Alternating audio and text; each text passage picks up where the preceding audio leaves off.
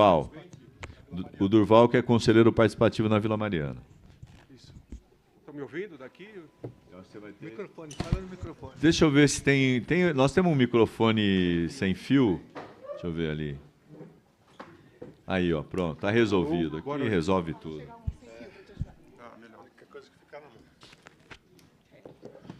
Boa noite. Meu nome é Durval Tabachi, eu sou conselheiro participativo ali da subprefeitura da Vila Mariana. E essa apresentação que eu vou passar aqui rapidamente, eu vou meio que dublar essa apresentação, ela de autoria de duas pessoas que, infelizmente, não puderam estar presentes, que é a Elisa Ramalho Rocha, ela é conselheira do CADES, também da Vila Mariana, e o Luciano de Paula, que é ex-conselheiro e, atualmente, ele faz parte do coletivo comum, que é coletivo de mobilidade urbana. Então, ambos se debruçaram em aspectos diferentes dessa questão do túnel Ayrton Senna. A Elisa olhou mais para as questões ambientais envolvidas nessa obra, e o Lucian ele se focou nas questões de mobilidade e de licitação. Então, como eu falei aqui, não sou autor da apresentação, eu assisti essa apresentação ontem, acompanhei um pouco a montagem, então eu vou fazer uma apresentação um pouco mais breve, resumida, que eu acho que mesmo assim vale a pena, porque a gente vai sumarizar vários pontos importantes aí, né? Então, começando aqui, a primeira coisa que a Elisa ressaltou é a questão do corredor verde. Então, existe uma série de corredores verdes programados para a cidade, e um deles está justamente na Avenida Senna Madureira, por onde passaria esse túnel, né? Aqui ela marcou o possível trajeto desse corredor verde, que ligaria o Parque do Ibirapuera ao Parque da Aclimação. E esse pontilhado vermelho aqui é a área diretamente afetada pelo túnel, né, onde será instalado o túnel. E o que é o corredor verde? O corredor verde é um caminho que deve ser preservado para a avifauna, para garantia da biodiversidade e para os animais poderem se movimentar e tudo mais, né? Então, como a gente viu aqui no slide anterior, um dos corredores que está programado para a cidade, no Plano Pavel, é justamente o da Senna Madureira, e é um corredor proposto pela própria Secretaria do Verde e Meio Ambiente, ao contrário de outros que são sugestões de oficinas técnicas, certo? Então, esse é o trajeto, e a gente vê que uma parte desse corredor está interferindo na obra. Essa aqui é uma foto aérea da mesma área, e o que está aqui ressaltado em amarelo são as árvores da Senna Madureira, que estão marcadas para serem derrubadas, né?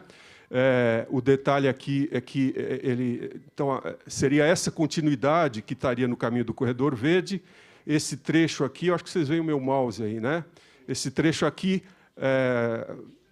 havia também árvores, elas foram derrubadas para a criação de mais uma pista na Senna Madureira, mas, enfim, mais uma interrupção no possível corredor verde que estaria programado para essa área. Aqui são fotos das árvores, né, da Senna Madureira. Essas ainda estão lá, felizmente, né? Foram colocados os tapumes, depois eles foram retirados. E esse tracejado vermelho, então, é a área diretamente afetada pela obra, né? É por onde passa o túnel. Na verdade, aqui depois a gente atualizou e viu que ele se estende um pouco mais aqui no sentido da esquerda, aqui na Senna Madureira, né? Aqui a Elisa está mostrando que está numa área de urbanização especial, por estar próximo de bens tombados e tudo mais.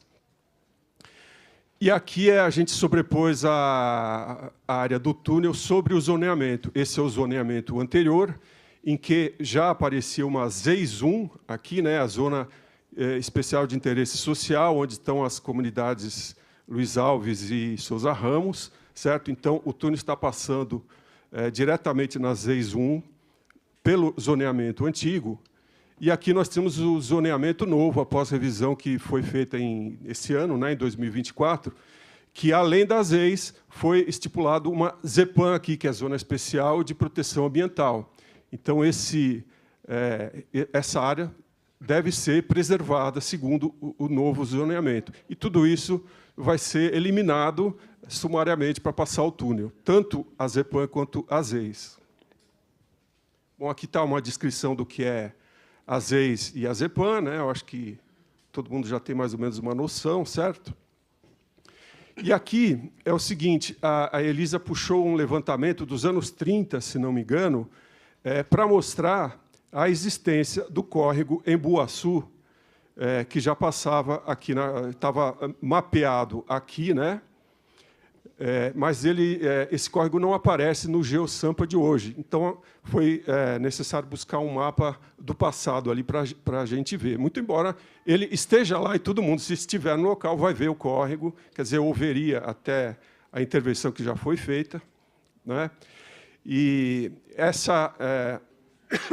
isso aqui é um levantamento planealtimétrico que foi feito na região de Zepam, naquela região de Zepam, estava tendo um deslizamento ali de encosta, então a prefeitura encomendou um trabalho de contenção desses deslizamentos, e para isso foi feito esse levantamento topográfico. Então, em 2019, quando foi feito isso, existe agora um levantamento oficial que mostra o córrego passando aqui, né, que era uma coisa que não estava oficialmente mapeada antes, né? Então, aqui o detalhe onde aparece a nascente, certo? E o córrego. Mais alguns detalhes aqui do levantamento. E aqui são as fotos da vistoria realizada quando dos deslizamentos, certo? A gente nota aqui que já tinha terra que escorregou e tudo mais. Isso fotos de 2019. Na verdade, foi aterrado. Isso. Que agora foi aterrado, agora foi, já foi... também. Isso. Não era do deslizamento, era aterro trazido. Entendi, entendi. E aqui é só uma animação aqui, mostrando que, quando isso foi aterrado, a água estava correndo pela rua, certo? Quer dizer, confirmando que existe um córrego com um volume razoável de água aqui, certo?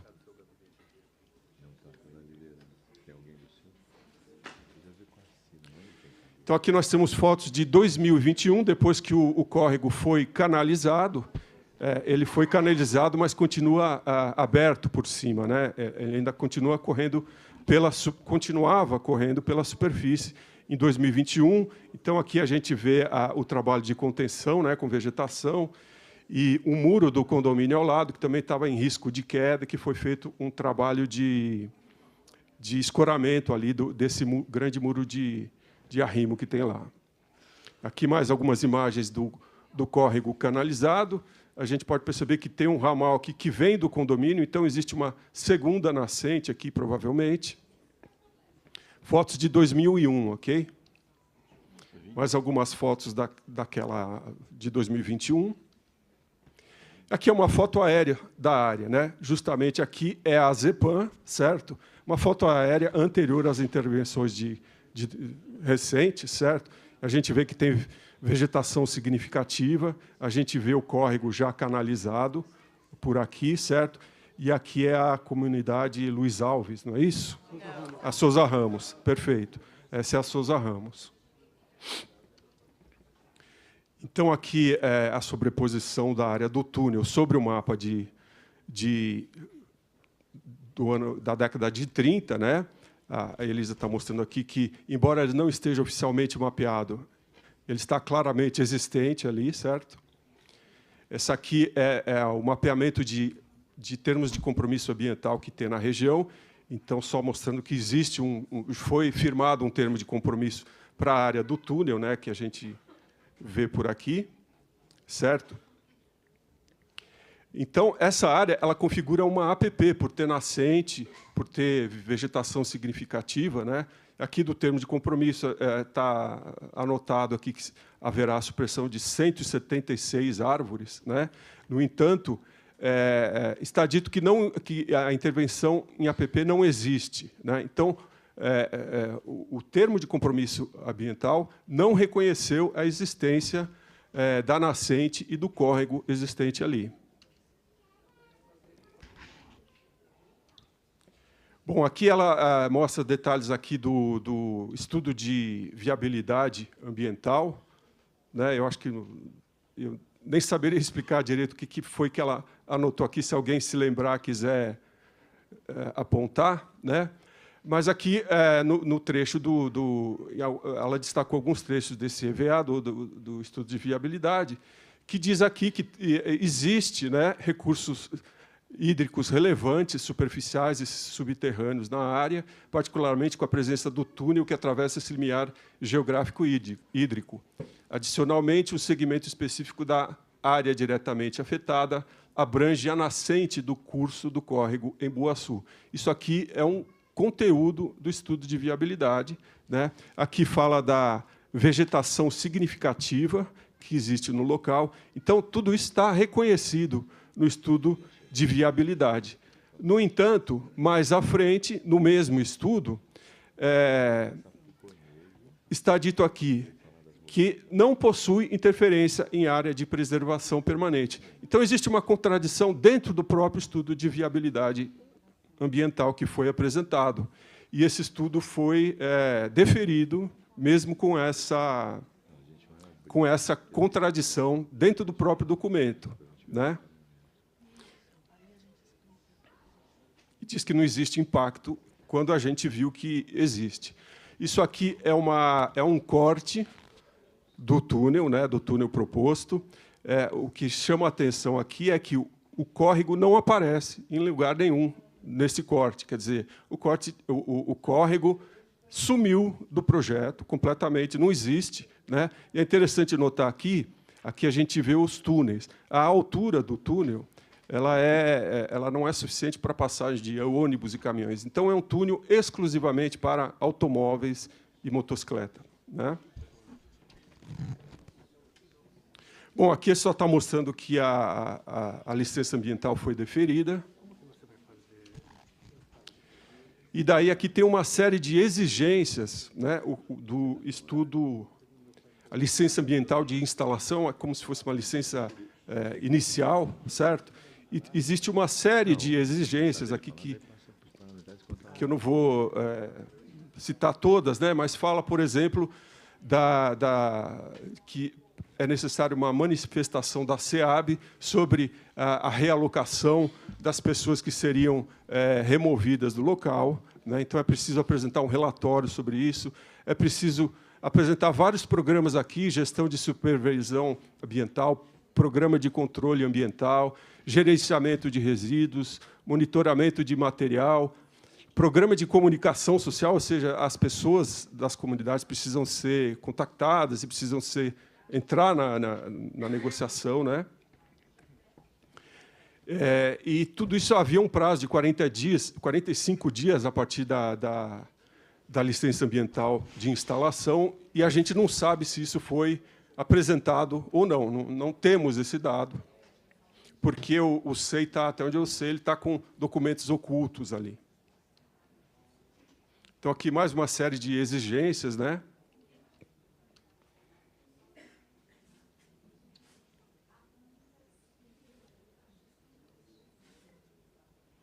E aqui a Elisa destacou que omissão ou falsa descrição de informações relevantes que subsidiariam a expedição de licença é uma violação, né, do termo de licença ambiental, e é o que nós estamos testemunhando agora, né? A gente tem um monte de informação faltante.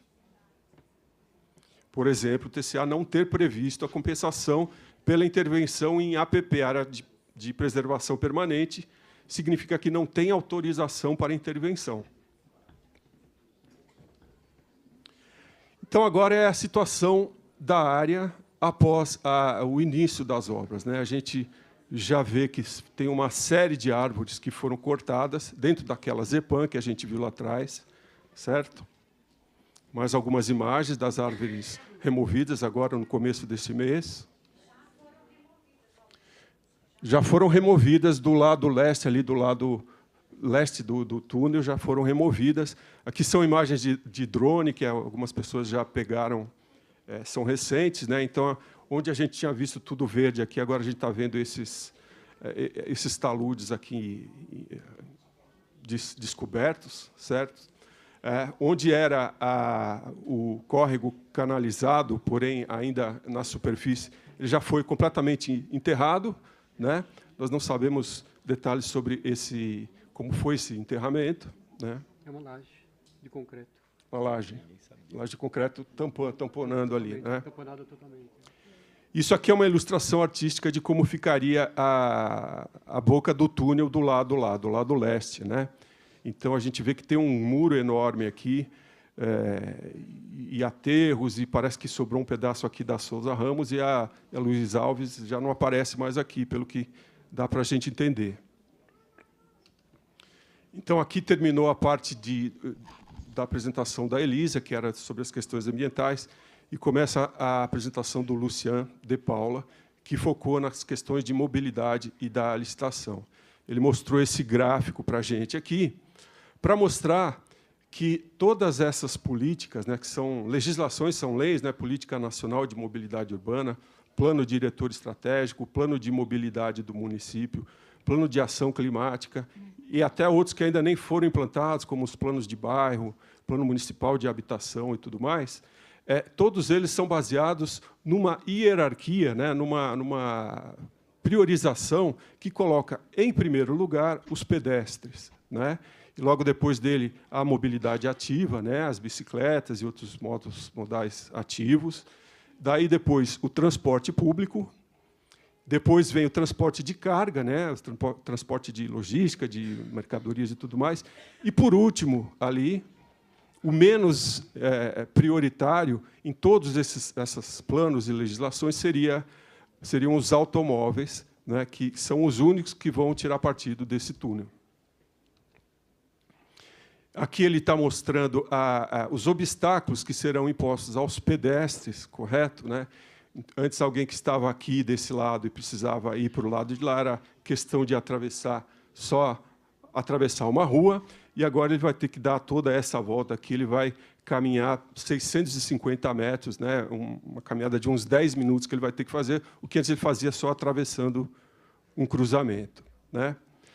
Aqui ele mostra o corredor de ônibus, que está também dentro dos planejamentos de transporte de mobilidade, né? Aqui existe um corredor previsto para a Sena Madureira, que também não vai poder ser mais implantado no caso desse túnel existir. Então, trocamos mais uma vez transporte público por transporte individual. Então, aqui é o plano de mobilidade urbana, onde está destacado ali a Avenida Sena Madureira, onde seria implantado um corredor de ônibus. Inclusive, seria para esse ano, né? Deveria ser inaugurado esse ano.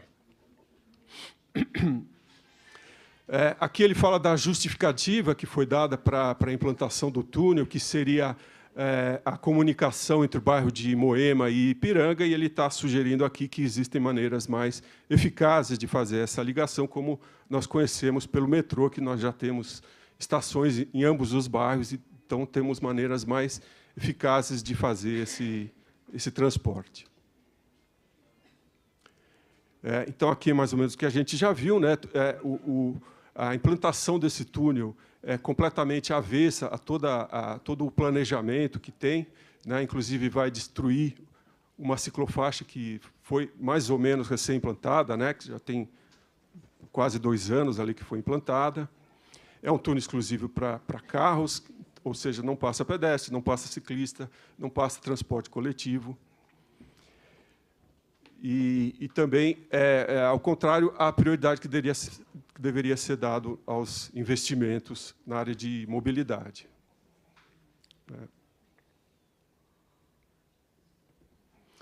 Aqui também ele está destacando que esse projeto vai contra os objetivos dos planos de ações climáticas, certo, né? A gente tem muito poucos ônibus elétricos, e com a verba desse túnel a gente poderia dobrar, pelo menos, ou mais do que dobrar a capacidade de ônibus elétricos que hoje a gente tem instalado. Aqui ele está destacando a questão da remoção que está sendo feita, né? Ele esteve presente na audiência pública de 2022, quando o secretário Marcos Monteiro falou, textualmente, que não havia planejamento nenhum para a realocação dessas pessoas que seriam removidas das comunidades. Ele disse isso textualmente, né? Aqui, agora, ele fala um pouco da licitação, né? Que, idealmente, deveria haver um planejamento que geraria um projeto básico, depois o projeto executivo e, por fim, a obra e a operação, né? Quer dizer, o funcionamento do túnel. Então, ele destaca que não houve planejamento e o projeto básico desse túnel foi uma doação de uma empresa de engenharia que atuou no Complexo Cebolinha e que, inicialmente, tinha uma estimativa de custo de 148 milhões. Daí, na execução do projeto executivo, a obra já passou para 219 milhões, quer dizer, um aumento de 48%, sem nenhuma justificativa aparente. E daí, a licitação que foi feita um pacote de projeto executivo e obra, né? E ele aponta que isso não é muito ético, porque, quando a pessoa faz o projeto executivo e a obra, o interesse dela é que seja a obra maior possível, a maior quantidade de material, o túnel mais longo possível, porque, assim, ele lucra mais. Então, ele sendo o autor do projeto executivo e o autor da obra, ele tem um conflito de interesse, correto? E daí, então, essa licitação foi suspensa, foram várias vezes suspensas, né? Elas são temporariamente suspensas por 120 dias, isso foi se repetindo durante 10 anos. Então, agora nós chegamos... Em 2011, o valor inicial era 219 mil, né? Arredonda milhões, e hoje o valor está estimado em 517 milhões. Né? Já tem gente falando que já superou isso aí, 575 milhões atualmente. No entanto, a placa ali continua dizendo que é uma obra de 219 milhões. Né? Aqui ele traz algumas notícias relacionadas, são notícias antigas ali, que dão conta de que o Kassab teria recebido uma propina de 1 milhão pelo delator da Lava Jato, da construtora, que, na época, relatou que teria sido dado esse dinheiro para a campanha do Kassab, para que ele pudesse executar essa obra, para que ele fosse aprovado. No entanto, a obra não foi aprovada. Né? O Lucien ainda apontou algumas coisas que poderiam ser feitas com o dinheiro dessa obra. Né? Então, é mais do que tudo que foi investido em ciclovia na cidade. Ele estima que entre 150 e 200 ônibus elétricos poderiam ser adquiridos, né? Que seria 20% da frota, 15 quilômetros de BRT, 400 mil metros quadrados de calçadas, 7 vezes a reforma do calçadão no centro da cidade, e 6 milhões de créditos de carbono. Então, esse é o fim da apresentação. Eu quero pedir perdão para vocês por não saber os detalhes, como eu disse para vocês, eu só quis dar uma geral aqui, porque eu acho que é uma boa introdução, um bom sumário. Se alguém que estivesse presente lá quiser me complementar alguma coisa que eu tenha esquecido, seria interessante. E é isso. Obrigado. Obrigado.